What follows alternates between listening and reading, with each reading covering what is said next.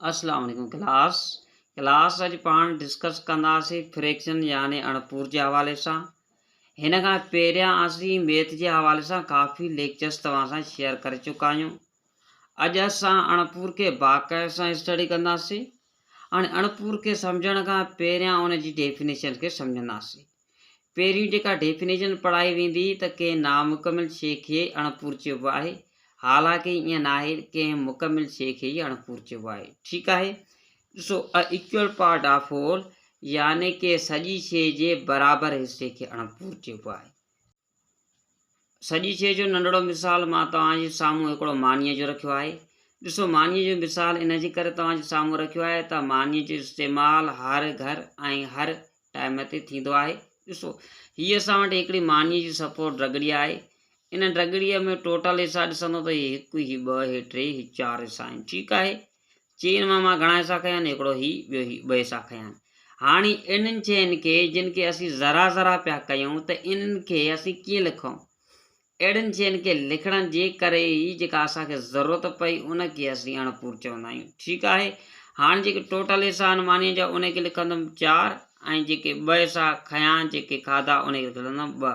हाणे हिन सॼे खे पढ़िबो 2 5 4 यानी कंहिं शइ जा टोटल हिसा 4 आहिनि, उन मां 2 हिसा खयां आहिनि। ठीकु आहे। अहिड़ी तरह असीं हीअ जेको आहे 3 5 4 बि लिखी सघूं था।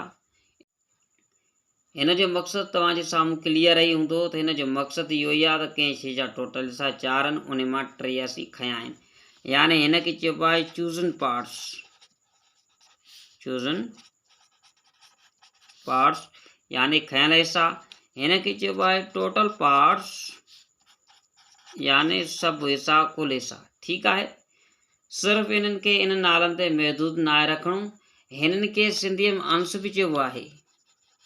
ठीकु आहे। मथीं जेका असीं लिख जे मथां लिखियोसीं कंहिं शइ जे जेके यानी टोटल हिसनि मां जेके खयल हिसा आहिनि उनखे चइबो अंश।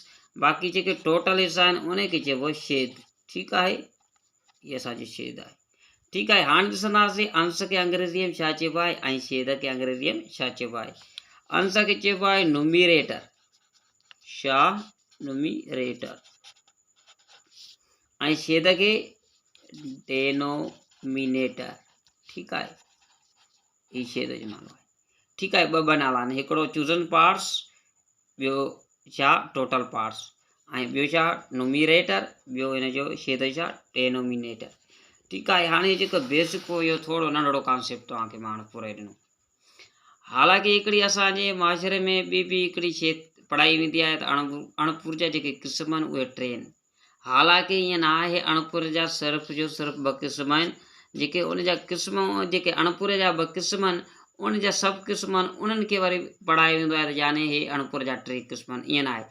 आम अणपूर जा 3 क़िस्म आहिनि, ॾाई अणपूर जा 2 क़िस्म आहिनि, उन्हनि ॿिनि क़िस्मनि जा वरी 2 क़िस्म आहिनि। यानी अणपूर जा जेके 2 क़िस्म आहिनि उहे हिकिड़ा आहिनि। हिकिड़ो त आम अणपूर जंहिंखे चइबो आहे कॉमन फ्रैक्शन।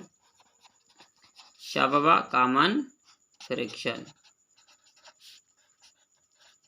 ऐं ॿियो हूंदो आहे डेसिमल फ्रैक्शन।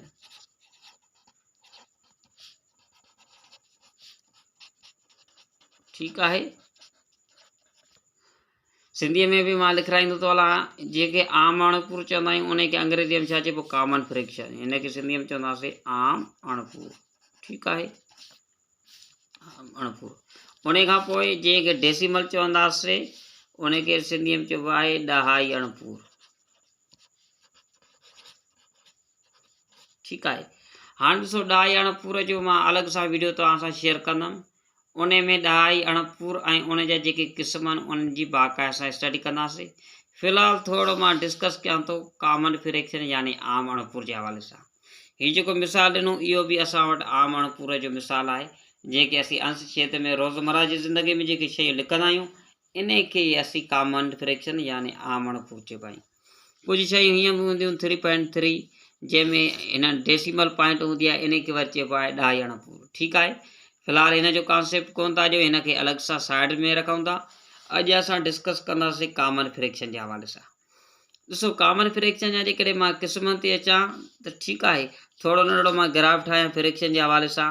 हीअ फ्रैक्शन आहे असां वटि। फ्रैक्शन खे घणनि हिसनि में टोड़ियो वियो आहे? 2 में। हिकिड़ो कहिड़ो? Common fraction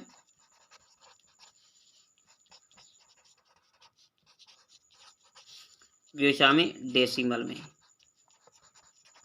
decimal fraction. ठीकु आहे। हाणे जेके कॉमन फ्रैक्शन आहे उन जा वरी 3 क़िस्म आहिनि। घणा क़िस्म आहिनि हिन जा? 3 क़िस्म आहिनि। ठीकु आहे।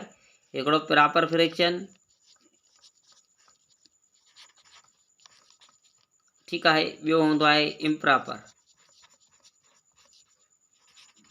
फ्रैक्शन। ऐं हिन जो जेको टियों क़िस्म आहे उनखे असीं चवंदा आहियूं मिक्सड यानी कंपाउंड बि चई था सघो ऐं मिक्सड फ्रैक्शन बि चई था सघो। ठीकु आहे। हाणे हे जेके आहिनि सिर्फ़ु जो सिर्फ़ु हे बेसिक इन जा क़िस्म आहिनि आमणपुर जा। ठीकु आहे।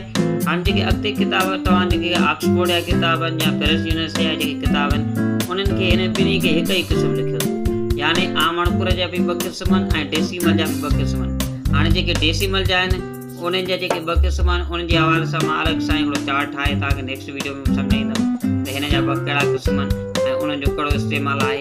ऐं जेके आमणपुर जा क़िस्म आहिनि ऐं उन्हनि जे हिसाब सां उन्हनि जो कहिड़ो इस्तेमालु आहे, यूज़ कहिड़ो आहे, उन्हनि जे हवाले सां बाक़ाइदा सां कॉन्सेप्ट मां ॿिए वीडियो में ॾींदुमि। छो त हिन महिल वीडियो तमामु जेको आहे लॉन्ग थींदो पियो वञे ऐं नेक्स्ट जेको वीडियो हूंदो उन जे हवाले सां मां जेको आहे सो अणपुर जे हवाले सां तव्हांखे बाक़ाइदा कॉन्सेप्ट